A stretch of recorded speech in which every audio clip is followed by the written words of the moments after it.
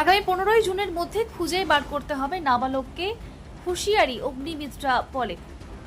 রবীন্দ্রনগর থানার সামনে অগ্নিমিত্রা পল রাস্তার বসে বিক্ষোভ ও অবরোধ। রবীন্দ্রনগরে এক কিশোরের উপর নির্যাতনের ঘটনার প্রতিবাদে রবীন্দ্রনগর থানা ঘেরাও করে বিক্ষোভ বিজেপির। উপস্থিত ছিলেন অগ্নিমিত্রা পল, এছাড়াও ডায়মন্ড হারবার সাংগঠনিক জেলা বিজেপির কর্মী সমর্থকরা। থানার সামনে বসে পড়ে বিক্ষোভ দেখান অগ্নিমিত্রা পাল, পুলিশকে হুঁশিয়ারি দিয়ে গেলেন 15 তারিখের মধ্যে বাচ্চাটিকে খুঁজে বার করতে হবে, না হলে বৃহত্তর আন্দোলন গড়ে তুলবেন।